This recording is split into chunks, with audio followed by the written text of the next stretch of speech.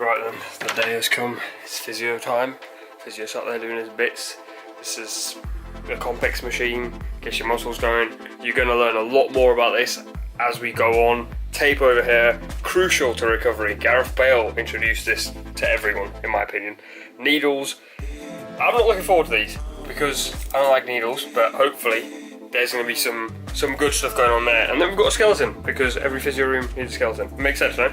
Welcome to a series of videos where hopefully you're going to be joining me and seeing my journey from a very bad hamstring injury to a pretty successful and good working hamstring. I'm going to be working with an osteopath called Hashim. He's worked at a couple of Premier League clubs. He's worked for Team GB at the Rio and London Olympics as well. Me as an individual, I'm actually a YouTuber. I play for Rambo FC. I've played at a semi-pro level in the past, and I've also played at academy level at pro clubs as well. Hopefully, as I say, this is going to be a good opportunity for me to improve my hamstring and in the end have a strong hamstring, which I haven't had for a very, very long time. I've been to see a lot of physios in the past and nothing really has been done, so now I've finally landed at an osteopath. And if you don't know what an osteopath is, a lot of people think they just specialise in back injuries, but actually they work with a range of different treatments on a lot of muscle and joint problems. Now my hamstring has been a very long-term injury. I've had it for probably 5 or 6 years. Unknowingly, I've probably made it worse and worse and worse by playing, not resting and not treating it properly, and now I am here in the hope that we can change that. I'm resting well. From the first video to the last, I'm hoping we can show you guys what improvements we've made and where we are at this moment in time. Alright,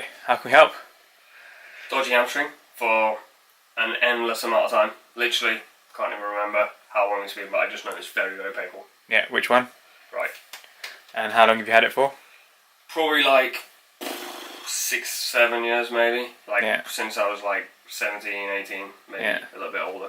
Yeah, and how did it kind of begin? How did it start? I played a lot. Obviously, I played a lot of football as a kid, like everybody does. But then I just honestly remember we played one tournament and played game after game after game. We played in the final, and I just felt like my hamstring was so far beyond like painful. It literally like felt numb.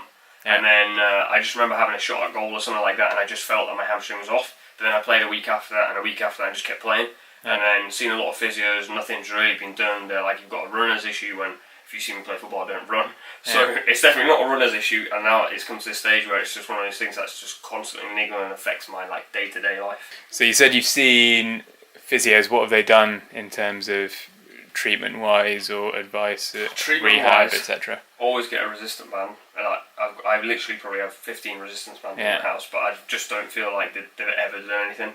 I've been told to do like resistance band training, stretching every morning, all that kind of stuff, but I feel like this is just to maintain the problem rather than actually fix the problem, which is why I'm here. I need to fix the problem. I don't do any legs. I haven't done legs for like 5, 6 years, which is literally because of how painful my hamstring is. Squats is a killer. Cannot do squats. Bulgarian squats, anything that involves my hamstring, like my knee getting bent round, not good for my hamstring at all. So if we look at the diagram of the hamstring, you'd say it was kind of more in the top part on the inside. This is your right leg, the back of your right leg, so you'd say it's more towards the top. If these are your glutes here, buttock muscles, you say it's high up on the inside of the hamstring, and then a little bit somewhere lower down on the inside. It's literally right up in there and then along here. Point to where you feel there. Yeah. I'm probably like in there. Okay, cool. Fine. So I'm going to get you to do a couple of movements. Let me know if they cause any pain or discomfort. So if you tuck your chin into your chest and then just slowly bend forwards to touch your toes as far as you can go without any pain. Okay, so your hands are probably a good 20 centimetres off the ground. That's an indicator of how much tightness there is in the hamstring. So are you feeling that in your lower back, or are you feeling that in the hamstring? Hamstrings. Okay, and then come back up.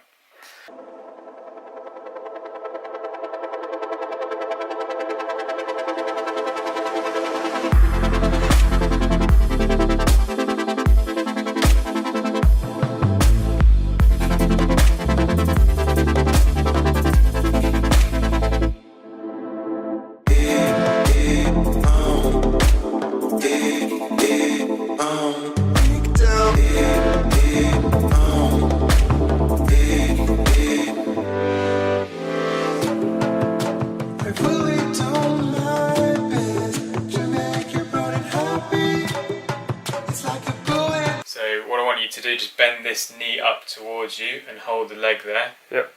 And then keep your elbows off the bed, so you're not using your elbows to help you. Yep. And then I want you to bridge up, so you push your weight down into my hands with this heel and lift up there. Any pain or discomfort? Yeah. So this is your right hamstring. Any pain there? Yep. Whereabouts do you feel it? In my glute and in the middle of my hamstring. Okay, and relax. And then want to compare to the other side, so keep that one bent there.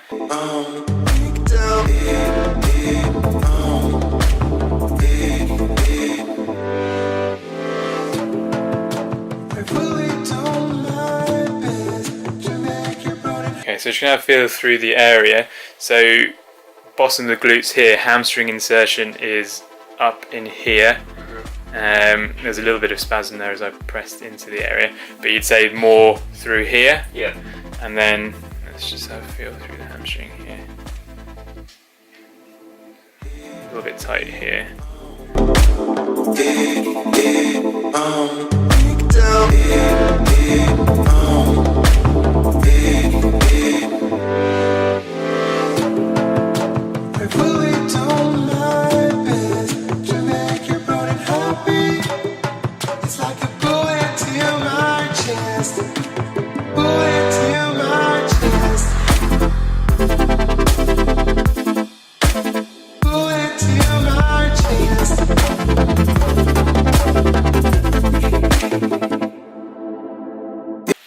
Alright, so you're just going to do a little bit of work into your hip. Just let me know if anything feels tight or restricted.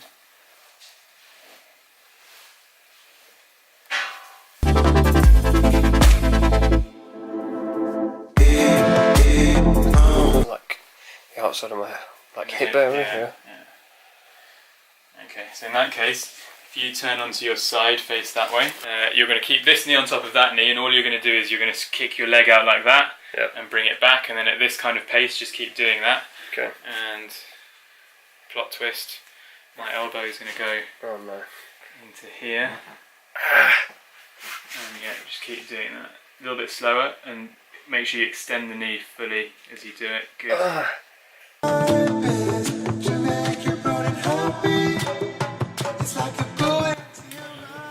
Stick some needles in you. So I'm going to put some on your lower back. Just bend this up. And then remember how we said you're about 20 centimeters off the ground. Yeah. When you first bend forward. If this tape does what it says in the package, you should be able to bend further forwards with it on. So it just allows more movement.